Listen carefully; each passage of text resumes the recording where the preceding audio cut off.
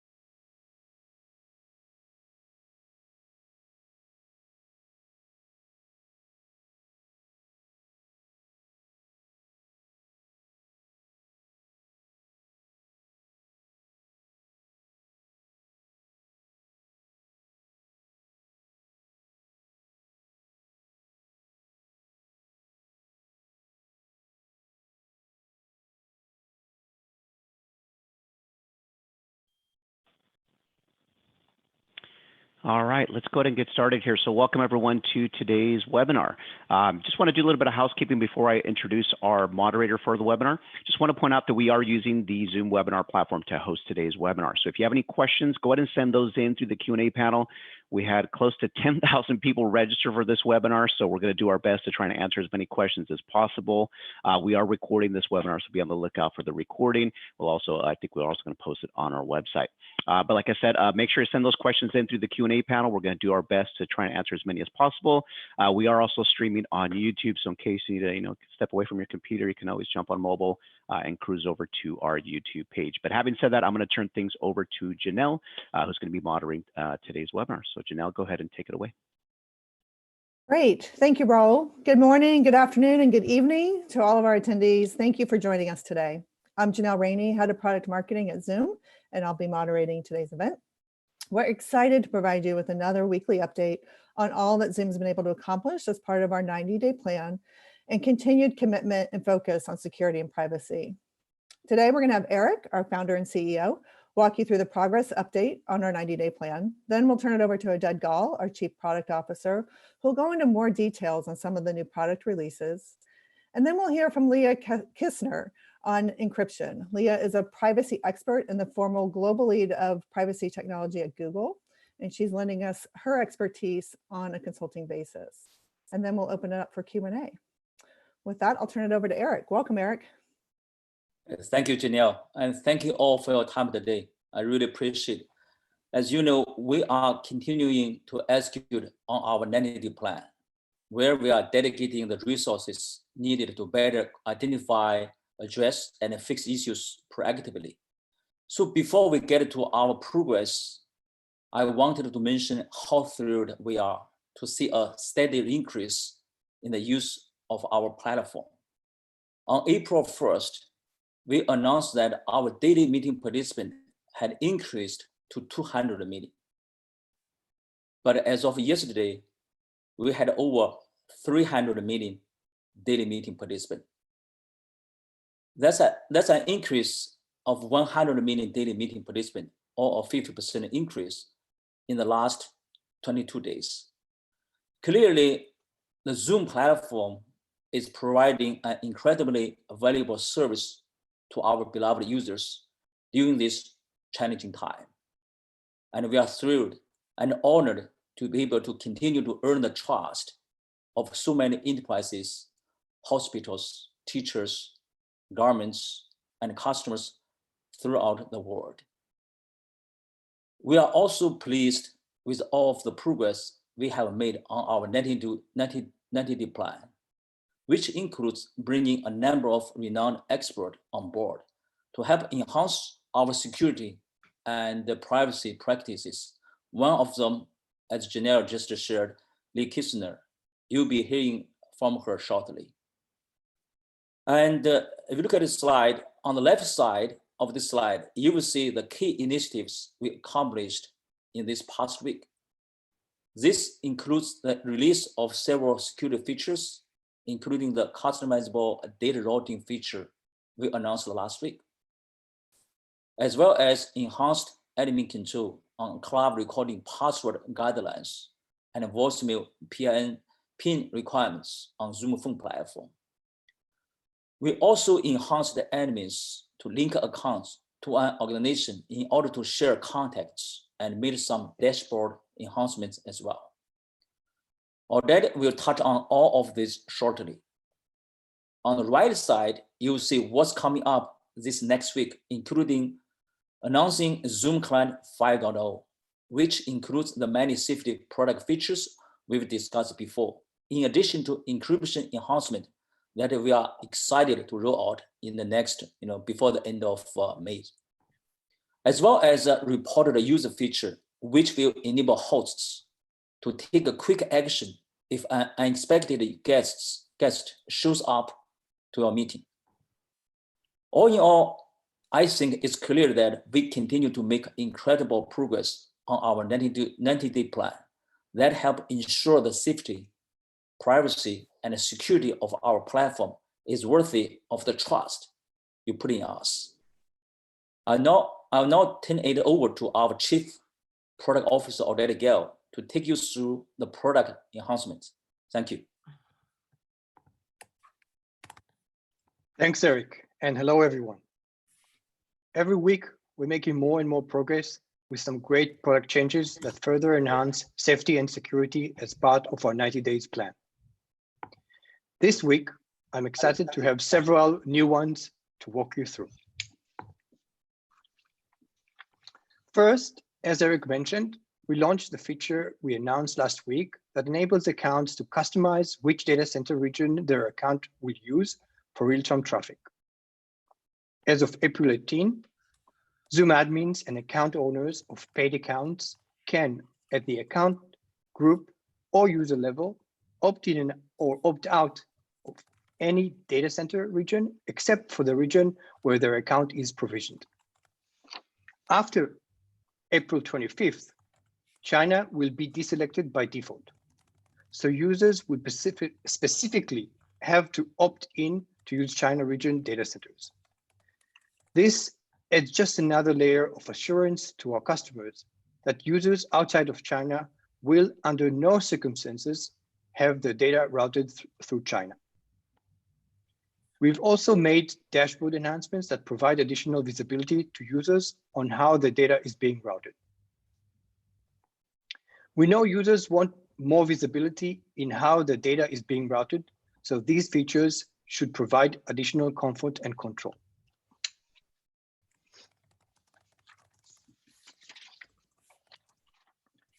We also made enhancements to admin security controls. Zoom Phone administrators can require a longer PIN to access voicemail. For cloud recording, admins can now define meeting and webinar cloud recording password guidelines to be a minimum length and include letters, numbers, special characters, or just be numeric passwords. In IAM management settings, account owners and admins can now link multiple Zoom accounts together to create an organization. Once linked as an organization, these accounts will be able to search contacts, chat, meet, and make phone calls with each other. New this weekend with 5.0, we're adding the ability to report a user to Zoom. This feature will make it easier and more efficient for hosts to notify Zoom about unexpected guests so that we can make the appropriate action or take the appropriate action much faster than before. With that, I'll hand it over to Leah to discuss the final piece, which is Zoom 5.0 enhanced encryption efforts, supporting AES 256-bit GCM encryption. Leah has agreed to join Zoom as a consultant, and we're excited that she is an instrumental part of our team. She spent many years at Google working to build respect for users into products and systems through product design, privacy enhancing infrastructure, application security, and novel research into both theoretical and practical aspects of privacy. Welcome, Leah. Thank you, Oded. And I'm so pleased to be here. I care really deeply about building security, privacy, and strong abuse protections into products. And that's why I'm here at Zoom, where this is a place where human connection is so incredibly valuable, and especially in the times we live in, and in my personal life, in all of our professional lives. So where better to work on that? Probably most relevantly for this presentation, my PhD is in cryptography. So let's talk crypto.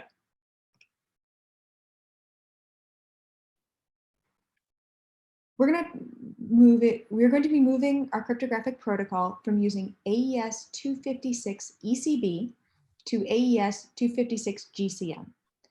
And I promise I'm not going to throw up a chart. What that means is that AES 256 encryption engine, which is going to remain the strong heart of our cryptographic systems, is going to be hooked up in a new way. So ECB means electronic code book. GCM means Galois counter mode. It's a more sophisticated way of using AES so that we get increased protection for your meeting data and increased resistance against tampering. One of the things that happens when you upgrade a cryptographic protocol and add new forms of security in it is the new code doesn't play nicely with the old code. So what we're doing here is we're putting this new code, the new cryptographic security in the Zoom 5.0 client so that people can roll it out. You can go and preview it in your organization if you like, but we're not going to enable this new security for everyone until that rollout happens. On May 30th, the new cryptographic mode, GCM, is going to come into effect and everyone will get those security benefits. So I'd like to hand the meeting back over to Janelle.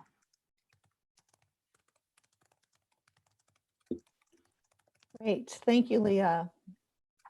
Before we jump into Q&A, I also want to introduce Brendan Idelson, Zoom's Chief Technology Officer, and Alex Stamos, who is also a privacy advisor to Zoom. Alex is the director at the Stanford Internet Exploratory and previously served as the Chief Security Officer at Facebook. Just like last week, Brendan and Alex will also be available along with Eric, Odette, and Leah to help answer your questions. All right, you guys ready? We're gonna jump into the Q&A. The fun part, why everybody came, right? Okay, my first question is actually about passwords. Can we talk about how these work? There are many questions here around people being able to click on a link and enter a meeting and others needing to enter a password. It seems to be a little inconsistent that way. Odette, do you want to maybe talk about how we've structured that? Yes, of course. Basically, when password is enabled for an invite or for a meeting specifically, then there are two options to join. One, if you have the link that is available on the meeting invitation, the password is embedded into that link in a secure way. If you go into our website or from the client itself, and you just put in the meeting ID, you will be required as part of that flow to enter the password separately. So these are the two options, and that's how we handle the passwords. Great. Eric, we have a few questions here around the rapid pace of addressing security and privacy concerns. It also seems like sometimes we're changing our settings very quickly. So how do you and your executive team think about these decisions and balance these decisions with customer communications? Yeah, that's a great question. I think for the first several days and the first 1 or 2 weeks, and I think we made some changes. I realized actually we have a lot of customers, and also especially they are working from home, and we needed, we decided to, improve our communication. I'm excited that, before we decide any features, we want to give our enterprise customer enough time. Take this GCM, for example, right? We almost give our customers over 1 month's time to help them upgrade. Sometimes our customers deploy our hybrid server, on-premise server, or Zoom rooms, a lot of client, right? So, and we are going to balance that, between the security, enhancement and also customer communication. And the communication is the key. We want to keep everything open, transparent, keep improving. If you have any feedback, please let us know. Thank you. Excellent. Alex, maybe you can answer this one. It says, after the completion of your 90-day security and privacy focus period, have you thought about, bringing in a third party to conduct a security audit? This would highlight areas for future improvement and offer an independent opinion on the status of Zoom security post improvements. Yeah, it's a great question. And there's actually 3 different security audits happening right now. So there are what we call white box penetration tests. So those are testing that is focused on finding security vulnerabilities with access to source code, access to systems, and the like. Those are being run by 3 separate, independent and highly respected firms. One is called Trail of Bits, Bishop Fox, and NCC Group. And they're focusing on different parts of Zoom stack. And those flaws, any flaws they find, are being reported immediately to engineers and are being fixed as quickly as possible. So that will become a constant part of Zoom's secure development lifecycle, is having outside assessment as well as Zoom's internal engineers looking and finding and preventing flaws. Excellent. Leah, this one's probably a great one for you. Can you talk about the Zoom 5.0 encryption and how does this compare to Zoom's competition or other players in this market?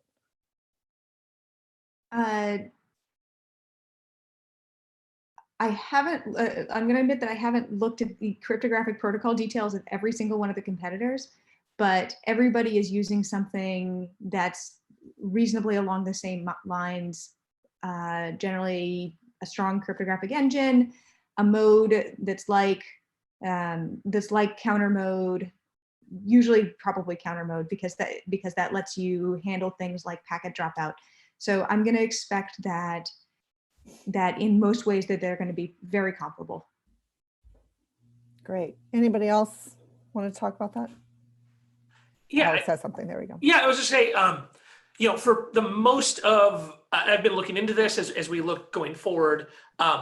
No major enterprise conferencing software allows people to do real end-to-end encryption. And so there's a variety of different encryption models. Mostly it is around transport encryption, where things are being encrypted up to the server, decrypted, perhaps the videos are being put together or they're being re-encoded. Zoom does not do that. So the streams that people are seeing right now are encrypted all the way through from participant to participant. Now, in this case, we're using YouTube, so that's a little bit of a different situation, but in a normal meeting, they're encrypted all the way through. The key management right now does happen server side, and that's what we're working on fixing. And so I'd say, you know, depending on how you want to look at it, Zoom is providing the same level of encryption of other leading products in this area. But because of the way Zoom does it, we do have an opportunity to go above and beyond what any other commercial product has been able to do up to this point. Okay. Kim is asking, will the new 5.0 be HIPAA compliant? Oded, do you want to talk to that? Maybe Brandon will provide the best answer. Happy to jump in there. So the Zoom product is designed to help organizations with their HIPAA compliance. And so the 5.0 version will continue along those lines. Great. And we have another compliance question. This one's from Mary. What are you doing to address the needs of European companies to comply with the EU data protection regulations? This is a GDPR question. Oded, would you like to take that? Or Brendan? Brandon, you can address that, yeah, because you involve a lot with our customer in European side, yeah. Yeah. Definitely. Like any company in this space, GDPR is definitely top of mind for us. And so we do take an active approach to that. And along those lines, all of the details about our policies, how we handle privacy, and all the rights under GDPR are available on our website. For those that want to double click, zoom.us/legal has a wealth of resources about our information in that, as well as we have numerous features to help folks with GDPR. Excellent. Eric, you recently introduced the new security icon in the product, and with the 5.0, Oded was covering the report a user function. Can you explain a little bit more about how this works? Where does the information go? Yeah, so you look at the Zoom platform, we already had all those kind of security features built in. However, sometimes it's very hard to find those security features, like how to lock a meeting, how to disable private chat, and how to and enable waiting room feature. So to have one place to aggregate all those features like a security, I think this is very easy for customer to access. So we are going to adding more and more security related features like a report a user, also will be added that security feature as well. I think this is what we want to have, one place where host they can have easy access to all those security features. We are going to add more and more. Excellent. All right, so we have a few around data centers here. So let me see if I can pick a couple here. If one is using a US data center, that does not mean that participants from other countries cannot attend a Zoom meeting, right? Definitely. Brendan. So, but we'll let you take these. No, happy to take them. So by selecting, if you choose to customize which data centers you're leveraging within the product, what you're basically saying is which ones folks are allowed to connect to for a session. So if you disable a certain data center, that just means that folks participating in your meeting will be directed to one of the other data centers in our global network that helps support the platform. And there was a question of, can new users also select their data centers? Definitely. So this is a setting that can be configured at the account, group, or user level and turned on and off at any time, depending if you want to use our system defaults or customize it. So you have complete flexibility on when you turn it on and at what level you turn it on within your account. Great. Let's see. Ben is asking, are there any concerns of data centers getting overloaded, especially in the US, if everyone's opting out of other data centers? A great question. Especially with the 300, what'd you say, Eric, 300 million? Yeah, so we keep adding more and more capacity, right, into our own data center. At the same time, we have wonderful public cloud partners, Amazon and Oracle, and those two are very, very, very supportive, to our demand. And we work together with very well, and also with Dell, and also our data center servers and bandwidth. I think we have a high confidence, right? With those partners, we can keep serving increased demand. It should be fine. Excellent. Here's one more for data centers. It says, we have operations in China. If we opt out of the China data center, how will meetings and calls be routed and handled? So for those users that do connect from within China, they will be routed to one of our other data centers. For example, if you're opted into the US data center, those participants may connect to one of those US locations, for example. Okay, and what's the nearest data center traffic? Where would it be routed to if not to China? So I'm assuming that might be Hong Kong or Japan, if you're in that region? In terms of the routing, there's a few factors that go into it, but our system checks on where the best connectivity is at that point in time. Physical distance does play a factor, but where we look at it is distance from a network perspective to make sure that folks are getting that optimum connection. Great.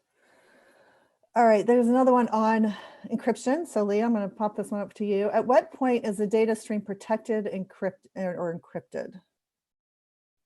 Encryption happens on every participant's computer. So when you're doing the recording, it happens there, just like Alex said. And those packets go all the way through to all of the other participants, and that's the point at which it's decrypted. So they're not decrypted in any way on the Zoom servers. It's traversing them all the way encrypted. Okay, and then Scott's asking, can you please confirm whether text chat is fully encrypted among parties if everyone on the call is using a free account? So no paid accounts are on the call. So do we treat free or paid any differently? Don't treat free or paid any differently for the purposes of encryption. Excellent, great. Let's see. We have a couple questions, and Aded or Eric, if you want to chat about this, like, is there a choice to have more than one host as a meeting? And there was another one here. if I wanted to join as a co-host to just ensure that the meeting goes well, maybe how can I do that? And what are the security promises with that? Yes, definitely. We have that capability, and you can either do it in the meeting itself, and then you can actually assign someone to be the co-host, or you can even, when you schedule a meeting, you can define who is the alternate host and do it ahead of the meeting itself. So both are available. Okay. We have a couple here, it looks like from teachers or people in education. So how do I prevent a student from joining with someone else's name? The students are getting tricky out there. So, a lot of troublemakers. How do we control those sort of things? Brendan, you want to hop in? Definitely. So we have a number of options within the product, including the ability to allow people to change their name in and out of meeting. We also have the options such as meeting registration, where folks actually need to put in their contact information ahead of time and have an approved registration before they are actually allowed in. That way you can confirm who they are and keep that consistency across the class. Great. And somewhat related is this gentleman works for a youth group, and he's asking, how can he control the chat within a meeting? You basically can define the meeting itself without chat, so you can do that on the meeting level. But today, with the new security icon, you can actually enable or disable it while you're in the meeting itself. Basically, you can disable people to chat between themselves in the meeting through the new security icon. Great. Let's see, we have Scott asking, is your PMI meeting secure? So PMI is a personal meeting ID that people can set up, and that's just, it's a way that it's almost like your phone number, right? Somebody can come in and set that up. So maybe Alex or Leah, do you want to talk a little bit about how do you think about security for PMIs, and is that a good best practice to use? Yeah, I'll go. Maybe they can jump in. When I think of PMIs, these are meetings that are always attached to somebody, and I have seen this used in a university context, and they're effectively being used as the idea of like kind of having office hours, right? Of if you want to meet with me during some period of time, here's my PMI. It's going to be open at the same time every month. I think people have to be really careful in the use, right? The truth is just like any other meeting, if somebody has both the PMI and then if you have a password set, the password to get into it, they're going to be able to get into it. And so if you're going to be using a PMI, I think it's a very powerful tool, but you have to be very careful how you configure it. I recommend definitely setting a password, not just having the PMI, and probably setting the waiting room feature so that that's the equivalent to me of, students come by my office all the time. If I'm meeting with a student, I have the door closed, they knock, right? And so set it so that people have to knock on the door to be let in. And think about it as, you have to make sure that you're confirming who that person is, especially if you're going to let them into what is a personal or a sensitive conversation. Great. Let's see. Max is asking, Eric, do you have any plans to create a visual or auditory notification when an attendee enters the waiting room? Yes, that's right. And actually, our team already started working on that, and I think it will be the future release soon. And as we received many feedback how to make it more visible, and yes, we are improving the design and should be available in the future release of client. Great. Here's another kind of feature request. It says, I'd like to build security templates for faculty to facilitate ease of use in setting up their classes. Have you thought about offering this? Yes, definitely. This is something we are looking into in terms of providing a more kind of ease for a user to define the level of security. And so we'll provide that. We'll also tie to different use cases and to different segments that have different requirements. So that's something that is in the works. So just quickly, so audit is right. So we already have had a lot of security features built in. Normally, IT team will have to configure that. Now, given that we have so many users, to let every user to configure those security features, a lot of work. That's why, as Audit mentioned, we can create some template to have those users easy to use, right? For how to aggregate some of the security features together, maybe for the teachers, maybe for the hospitals, for the different set of users. Great. Brendan, any tips on that as well? As an admin of maybe a school, what could they do to help set up their teachers for success? As that admin, you do have access to the account group user settings. So if you do have different folks that do have different profiles that you'd like them to use, you can actually configure that at a group level. So for example, your instructors have one set of defaults for their sessions, whereas your administrative staff are using a different set of defaults. So you can really leverage the power across the platform at all different levels. Just to add to that, the account owner can even lock the setting. So if they want it to be not just the default, but permanently enforced, they can even do that on different groups and different accounts. Yeah, so Janelle, maybe I'll give one example, like how we run the board meeting, right? Is board meeting a lot of information, very sensitive, right? So we enable the meeting registration, only allow those people register, the board member to join the meeting. Also enable password. After identify all those board members already in the meeting, we lock the meeting. We also enable watermark as well. So meaning when I share the content and very sensitive information, all the board members' name will appear on the watermark. So a lot of features are already built in and for those very sensitive meetings.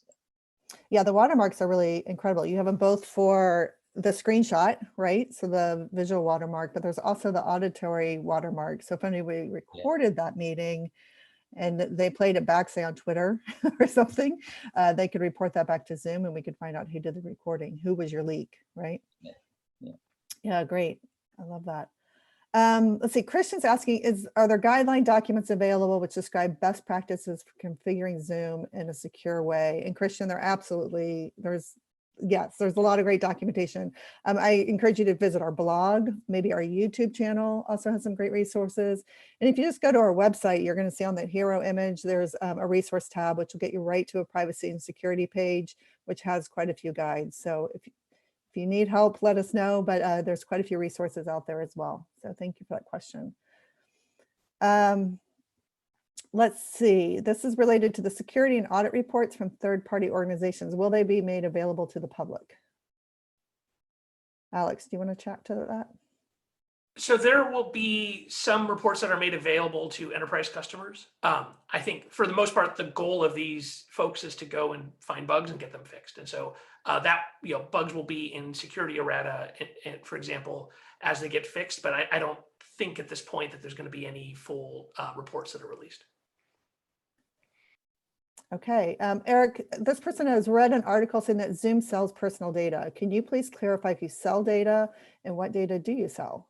Which we don't. But First of all, we never sold any data. Customer data is very important for us. We are more like a business collaboration service. We are not like advertisement to sell any customer data. We never intended to sell any data. We never plan to do that. We also do not want to do that. We are very, very committed. We do not sell any customer data at all.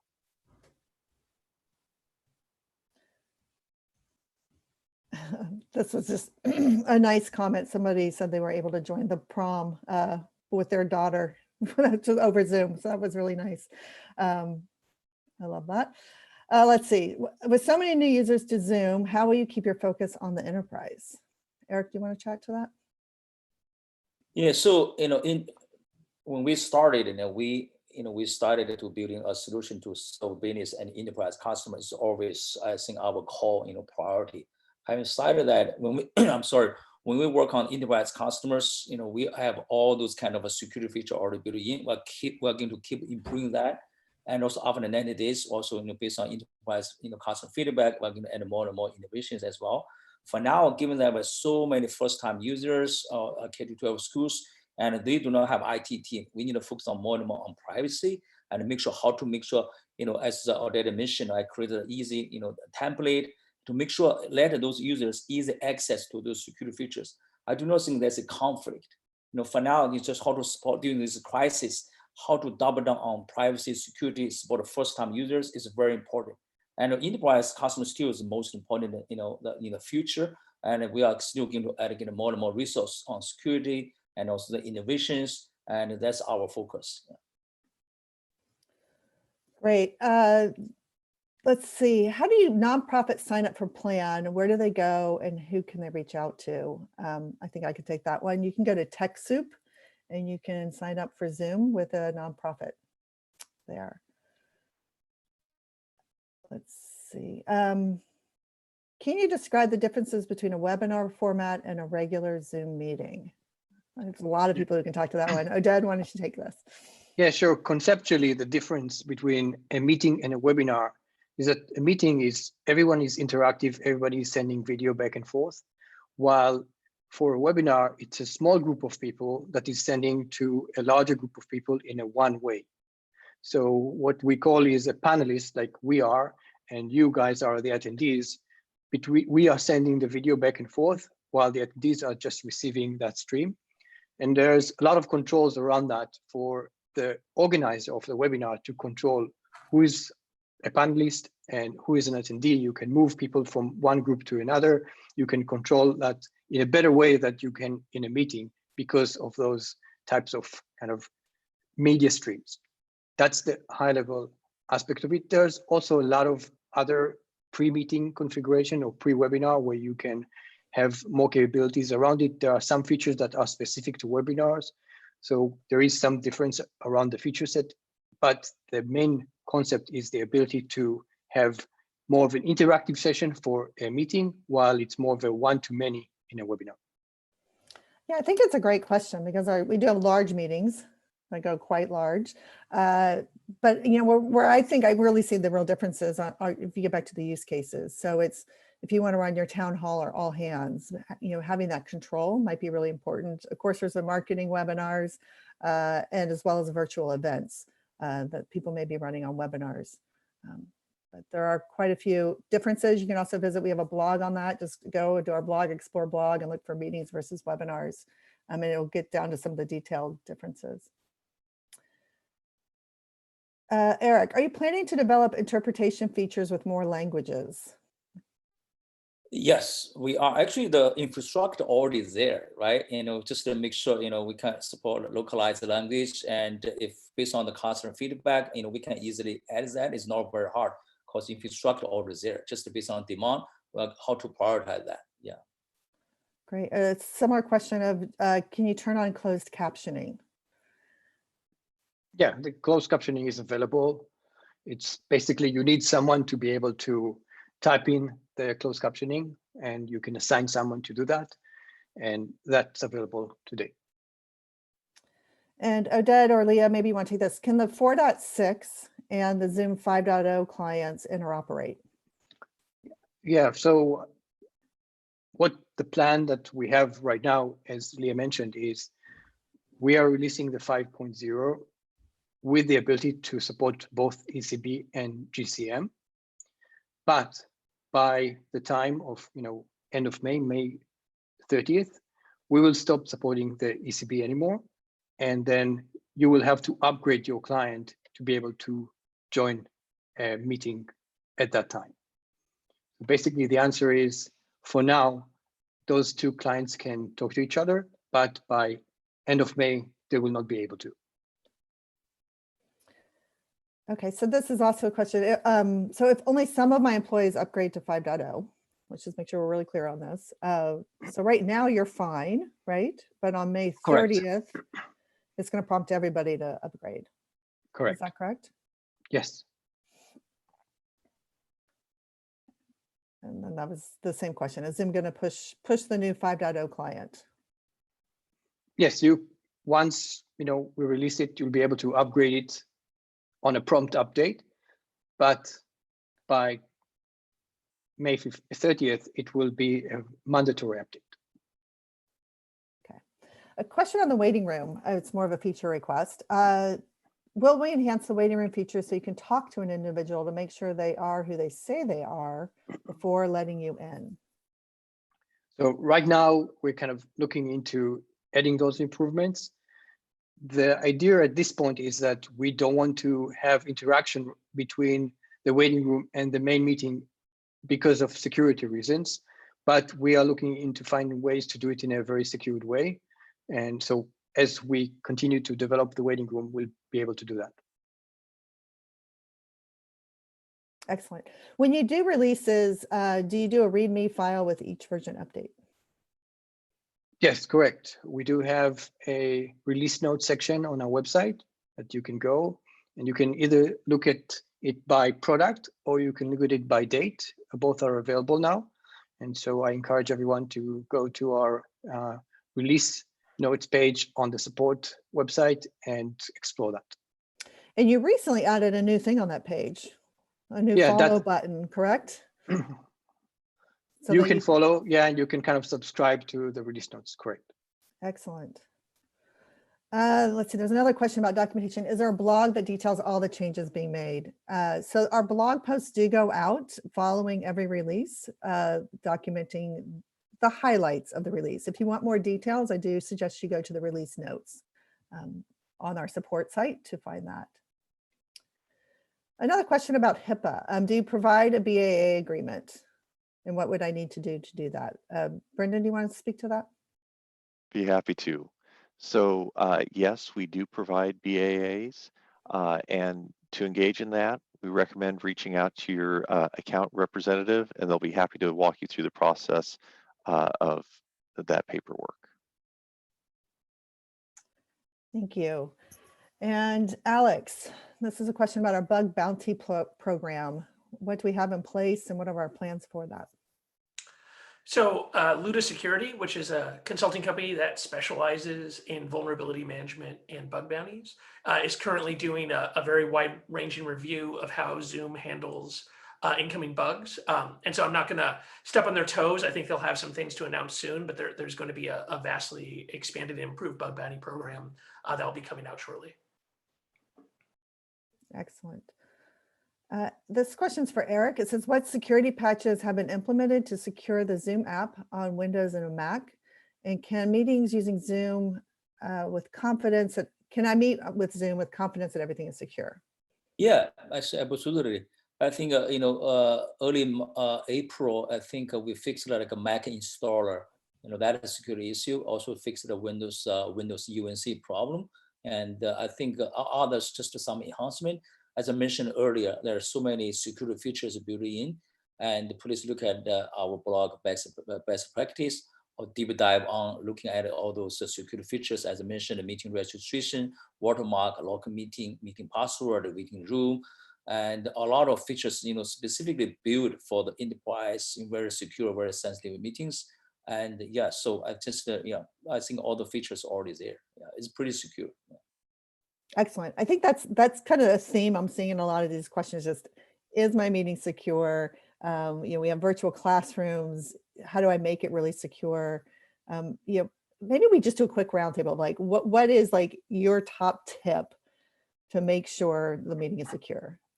Oded, do you want to? Yeah, I can start. So first of all, upgrade the client, right? Make sure you have the latest client. That's important. And then you get the latest features and you get the latest encryption now. So that's a recommendation. And then I personally use the waiting room in the sense that I can really admit people to my meetings rather than have them join without being admitted. I have a feature under that says, people that are in my organization can just join without the waiting room. So I kind of balance that between having the waiting room only for guest users outside of my organization, while people in my organization just join and skip that. Great. Brendan, any other tips? Well, Oded highlighted a lot of them there, especially like our new security shield and the latest client. The other ones that I like to use on top of that are a lot of the configurations that you have with those account group user settings.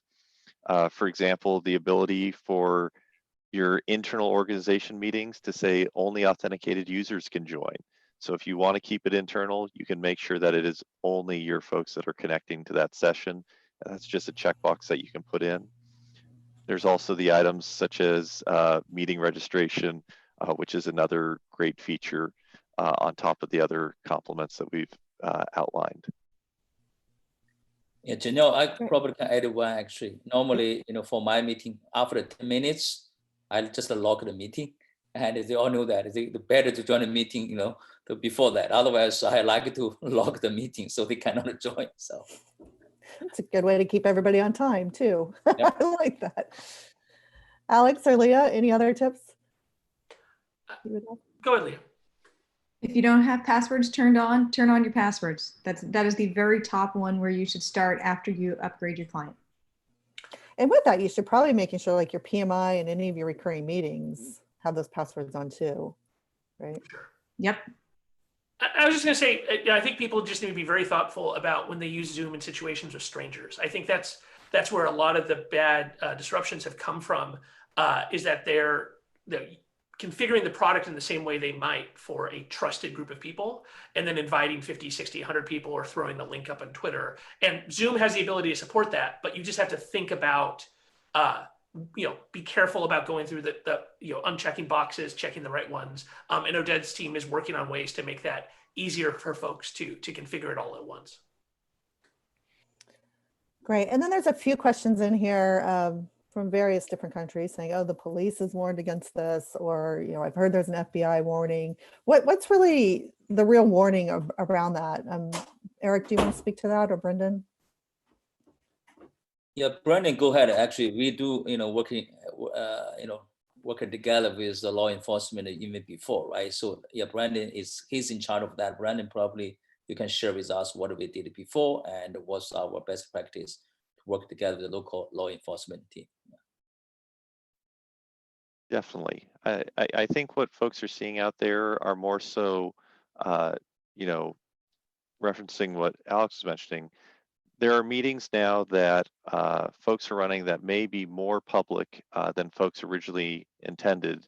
So I believe that we're seeing different organizations and agencies getting the message out to double check your settings and make sure that you're keeping in mind who might be joining in those and setting the appropriate level. So those agencies are warning about, if the levels aren't set, there could be issues. However, they are also there to help if there are issues. We have a trust and safety group that is that investigates cases when those are reported to us. Law enforcement also has been doing investigations on these, because Zoom is designed to be a safe, secure, and trusted platform, and we want to work across all that to help ensure that for our community of users. Yeah, and I think sometimes you might see the headline saying, oh, somebody's warning about these meetings, but I think it's actually sometimes that police or that agency saying, and we want to help. So you've also, in this new release coming this weekend, you do have the new report a user feature. There's a question in here about where does that information go and how is that handled?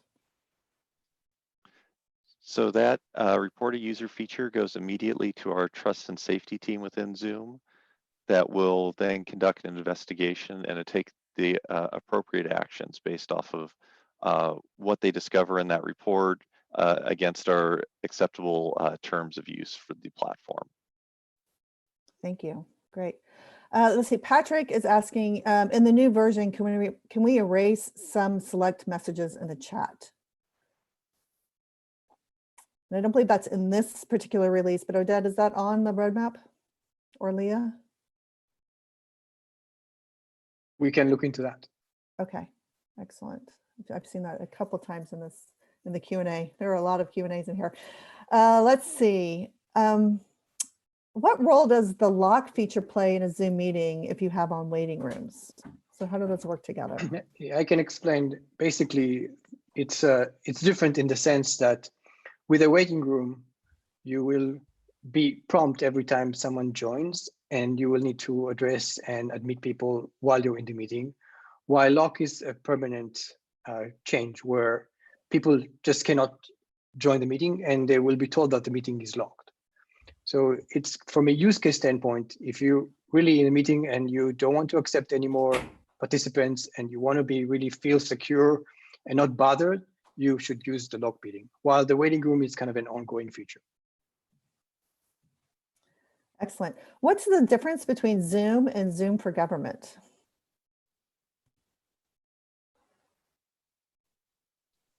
Brendan, you want to take that? Happy to take that one.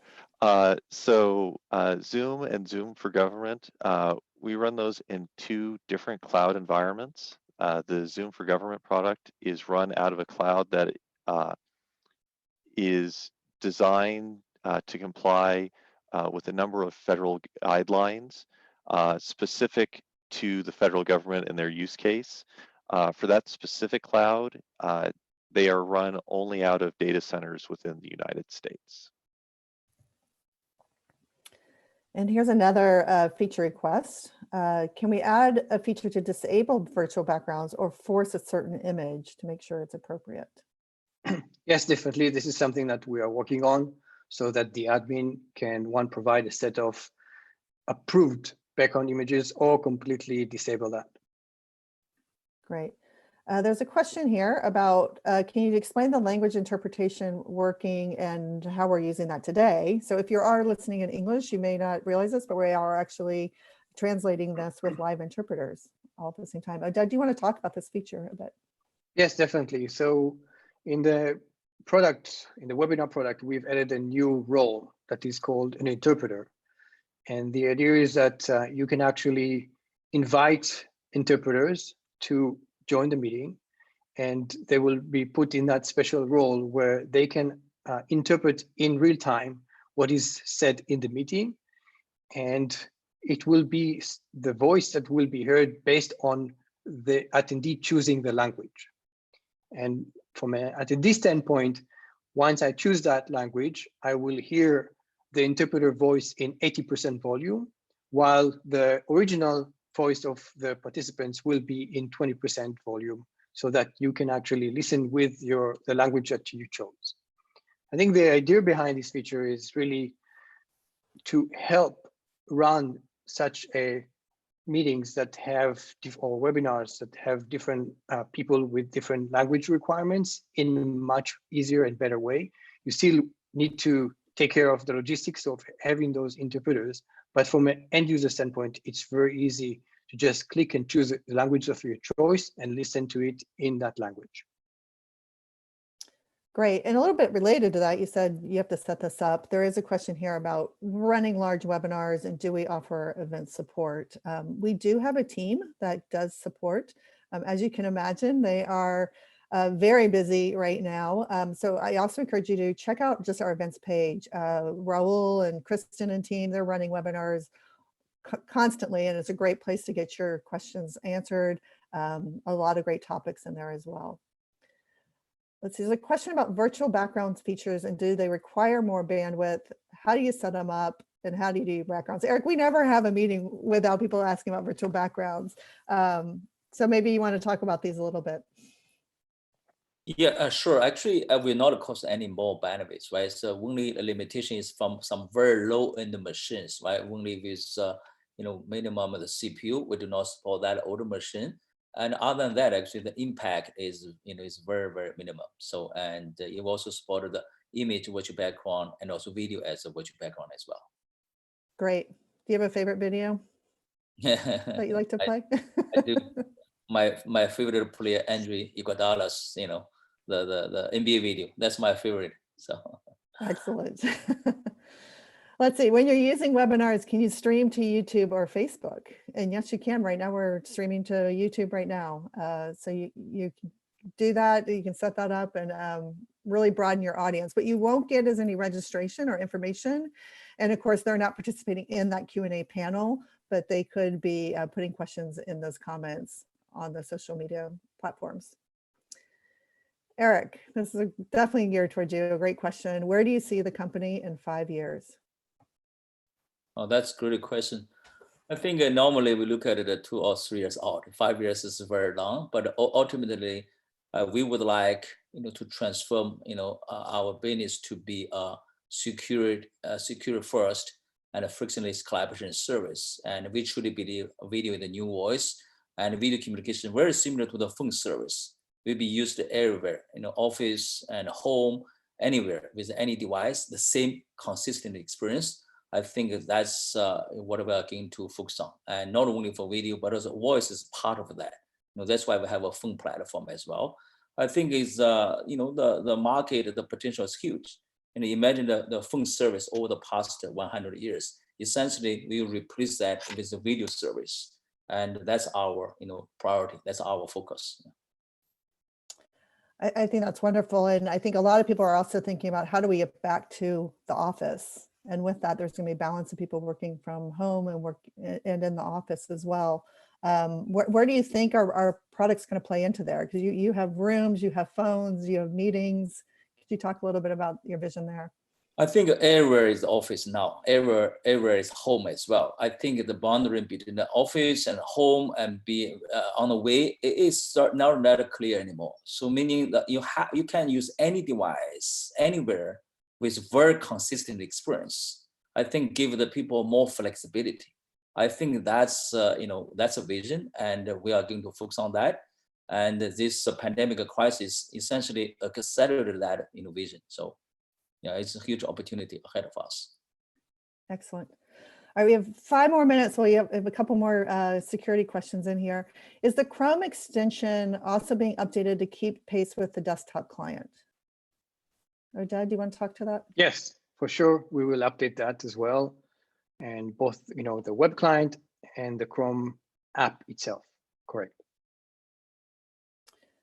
Okay, here's a question. Can registration, waiting rooms, and passwords all work together, or does one cancel the other out?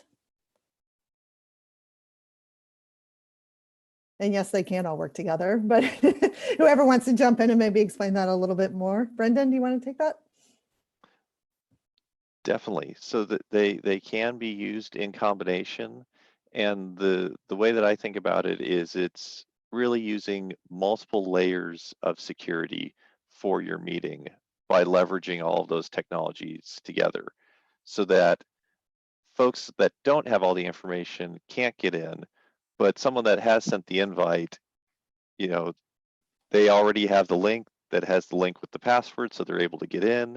You have the waiting room that you can do the one click to allow them access.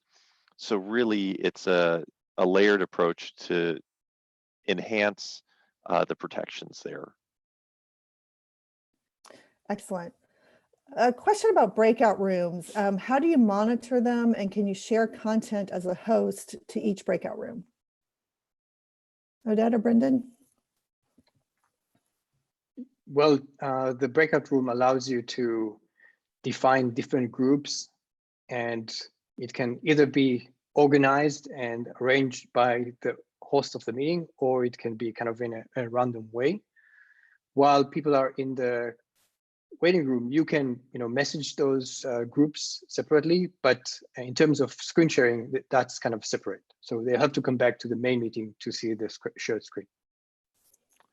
And as the host, you can jump between those breakout rooms. So we often see that in an educational setting where you might be doing peer work and the teacher can jump between the rooms before then returning to the main session when those groups want to share what they did in their peer groups. All right, and then I think we can probably time for one last question here, and I think it's a good one, and anybody can jump in on this. Eric, I'd love to have your opinion first. But when security goes to the next level, is there an increased cost to the users? So how do you balance that usability with security? I do not think so. But however, we got to do a review every feature. Like we built a feature like for enterprise customer, like attention, tracking, right? And given that the privacy, I think if there's any conflict, for sure, we are going to satisfy that. Like we completely removed the attention tracking feature, but we are going to look at everything. Again, if there's conflict, for sure, security, privacy first, right? So we do all we can to balance that. We also solicit feedback from our customers before we take any actions. But the guiding principle is privacy, security first, if there's conflict. But we are going to work as hard as we can to make sure balances that and don't cause any usability issues. At the same time, we improve the privacy and the security. Excellent. And maybe we want to add to that? I think it's a pretty definitive answer. But go ahead, Brendan or Oded. Yeah, I think as a team, we'll be working on making sure we don't compromise security and privacy. but we'll think about how we add features and how we change features with the ease of use in mind. And I think we have Leah that has joined our team that has a lot of experience on that front. And we're kind of happy to have her on the team to be able to think about it really deeply. Excellent. We're at the top of the hour. Eric, do you have any parting words? No, thank you all. I really appreciate it. This is the 3rd hour weekly webinar. Thank you all for your great support, and looking forward to seeing you all next week. And thank you so much. We are very, very committed. Thank you. Excellent. Thank you all for joining today. Thank you, Leah, Alex, Brendan, Odette, and Eric. We'll see you guys again next week. Thank you.